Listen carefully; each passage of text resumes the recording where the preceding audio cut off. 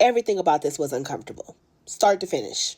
Now, there has been some allegations circulating, not even some, a lot of allegations circulating about this man here outside of the show. Whether or not them allegations are true is not my place to judge.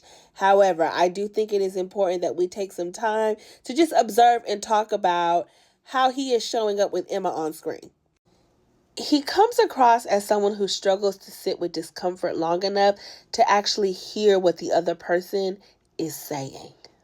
Because the way this man kept interrupting her, I was waiting for Emma to say, hey, shut up.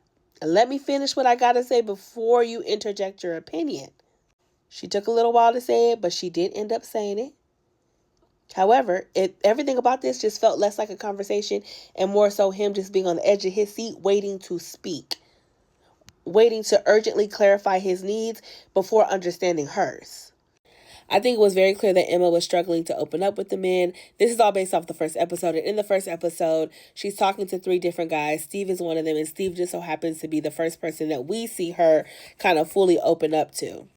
And I really felt for her because I feel like he wasn't giving her enough for her to go around and give him all of that. Like, he didn't deserve any of that information.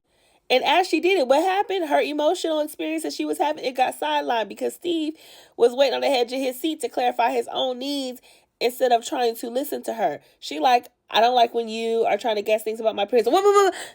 It's like, yo, chill. When people do that, like they constantly cutting you off as you trying to explain how you feel, especially because they're trying to make sure they're understood instead of trying to understand you, it's negotiation. You know what I'm saying?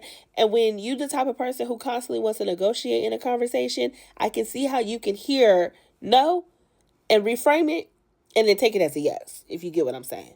And then the notebook scene, the terms you get from the notebook are demands and expectations. And so I say all this to say it seems like Mr. Steve is someone again who likes to be understood versus understand.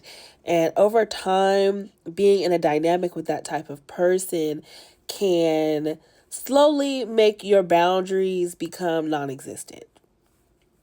Point blank, period. I hope I don't see him anymore. Kamaria and I will definitely be talking about this a lot more on the podcast. So make sure if you're not already, you hit that follow button, go to the link in our bio, hit that subscribe button so you can check out our recap. It will likely come out, I think, like Saturday or Sunday this week. So yeah,